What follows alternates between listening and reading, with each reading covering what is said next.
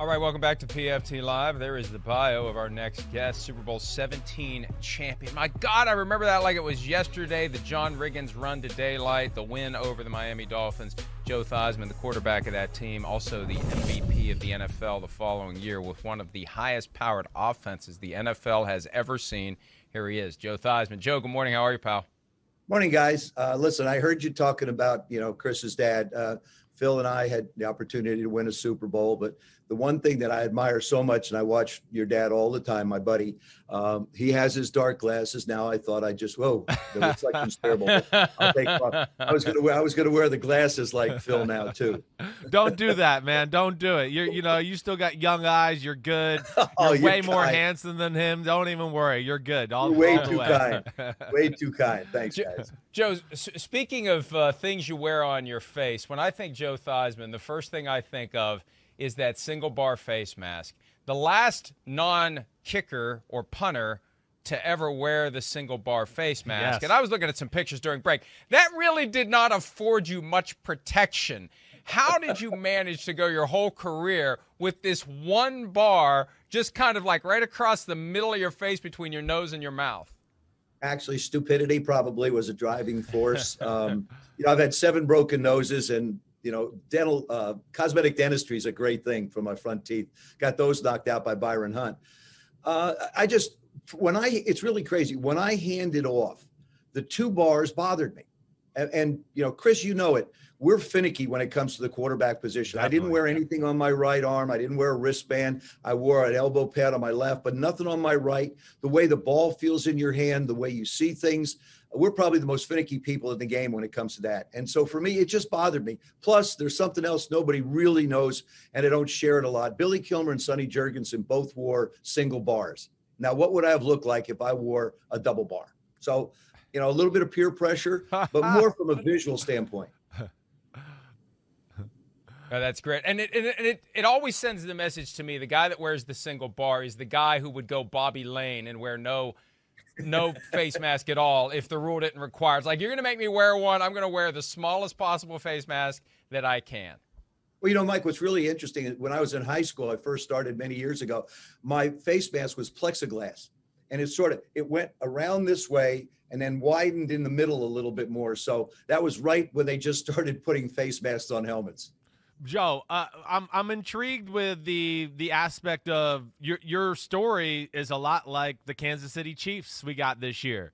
Repeat Super Bowl champion, coming into the Super Bowl, playing a team that you played in the regular season and beat. You guys beat the Raiders in the regular season before you played them in the Super Bowl.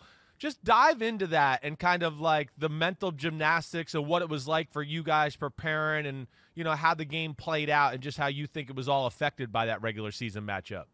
Well, the first one we played in, Chris, we had the opportunity to only have 1 week. So everything sort of stayed on schedule.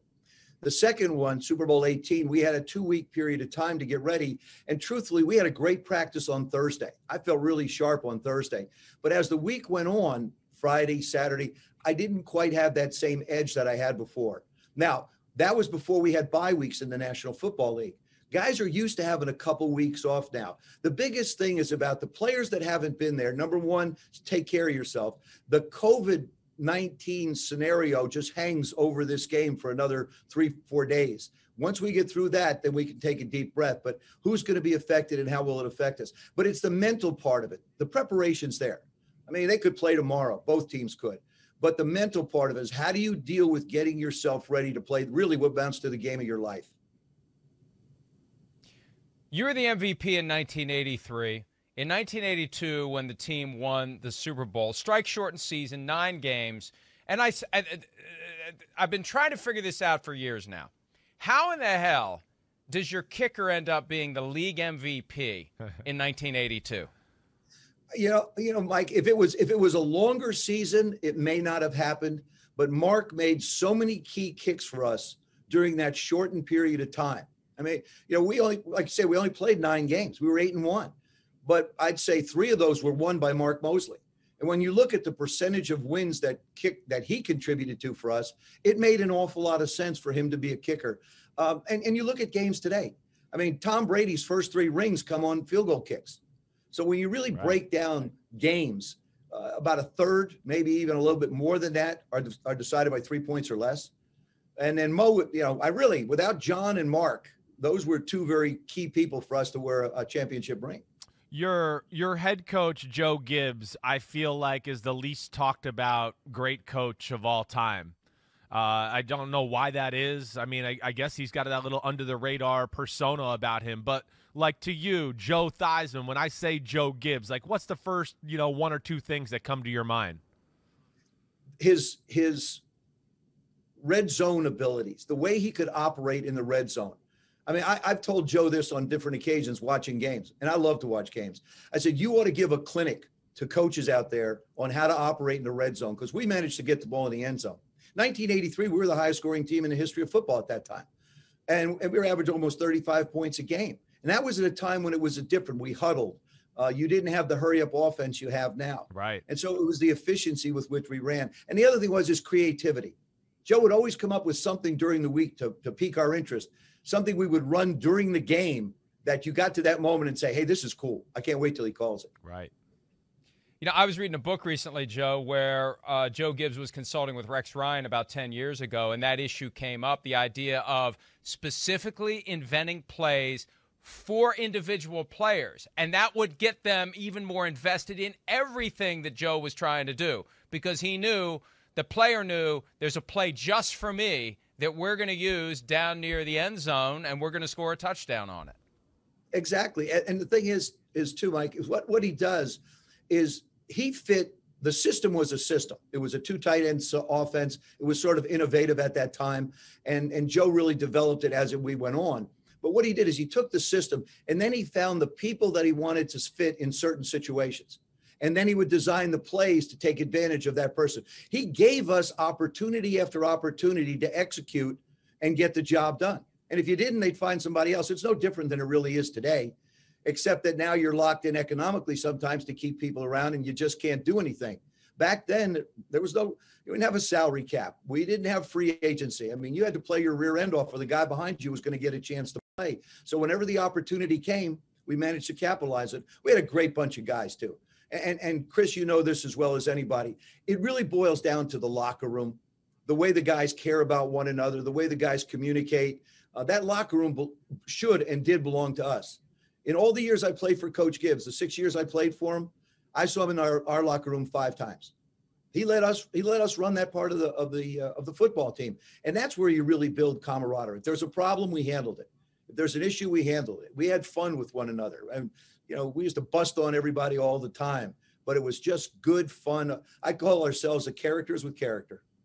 Well, it's the way football should be. And, I, of course, have enjoyed watching your career when you played, watching highlights. You're slick. You're an NFL MVP.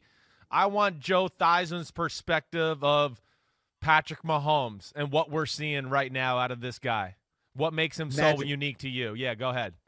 He's magical.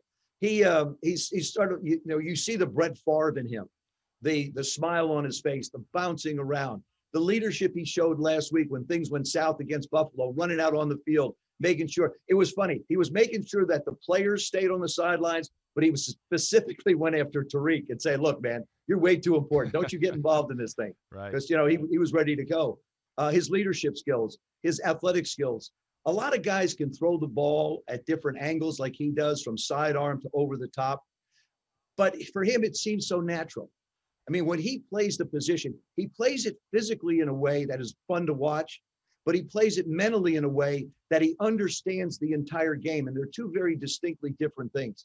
Doesn't matter how good an arm you have. Doesn't matter how quick you are. Doesn't matter but how do you play the game? How do you call a play?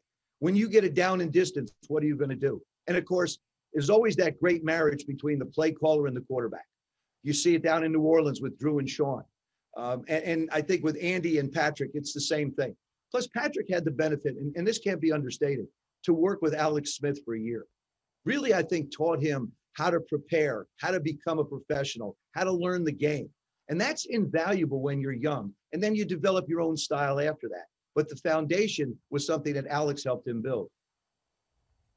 All right, Joe, we talked about the playing days. I got a question, an important one from your broadcasting days. I'm going to take you back 15 years to Tampa, the site of this year's Super Bowl, your Washington football team versus the Tampa Bay Buccaneers.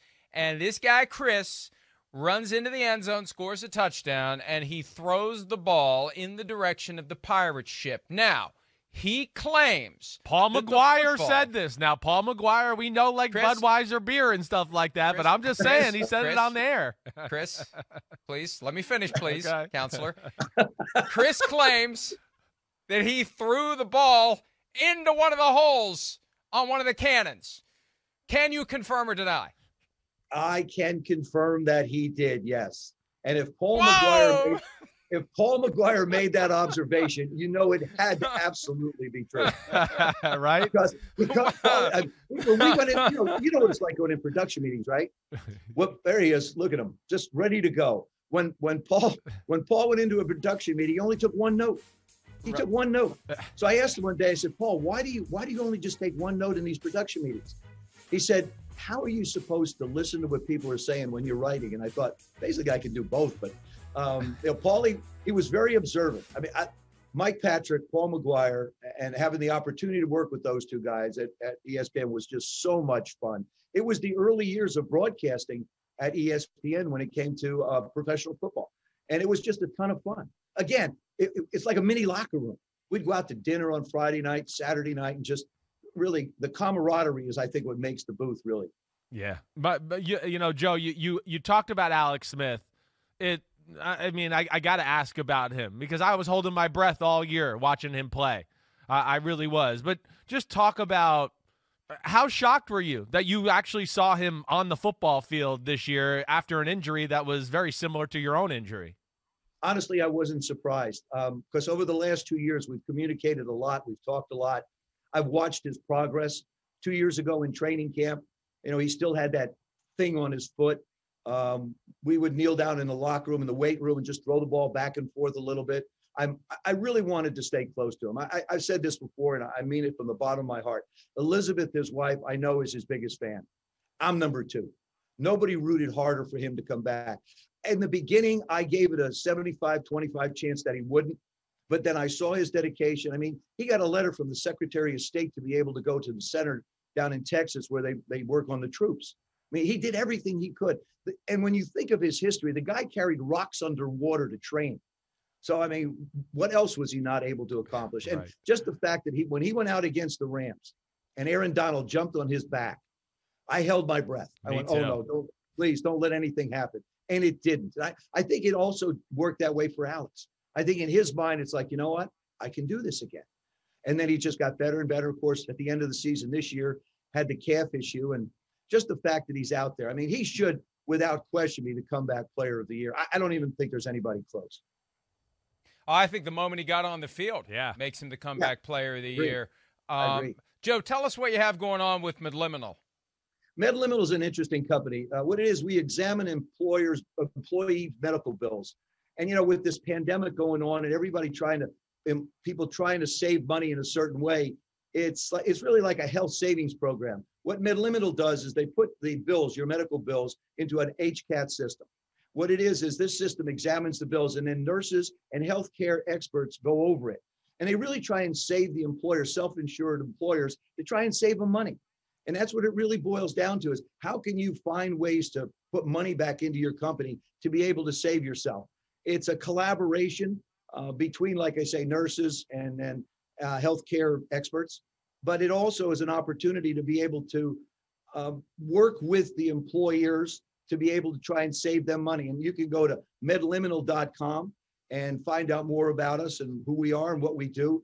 But it doesn't cost anything. If you don't find anything in the medical bills, then it doesn't cost you anything. That's the most important thing. And I promise you this, guys, if we were to sit down as just employers, employees, people, and try and read a medical bill, you can't. Oh. You have no idea what the charges are. So what they are is really, I sort of call them a watchdog. They want to make sure that the charges are correct, that you're being charged for, and make sure that it's not being overpaid. So I've been with the company as far as a spokesman for the last couple of years. It makes so much sense to be able to try, especially now. is where can we find a little bit more money? Where can we find a little bit more savings? And like I said, Medliminal, it's medliminal.com, and you can get on more information there. Awesome. Joe, I got a great idea for reducing medical bills. Don't wear a single bar face mask. Don't wear a single bar face mask. That's the key. All right. Hey, great stuff. Great seeing you. Great talking to you. All the best. We'll talk to you again down the road, Joe. Hi, I'm Mike Tirico, and thanks for watching. Make sure to hit subscribe for the latest news and highlights from NBC Sports.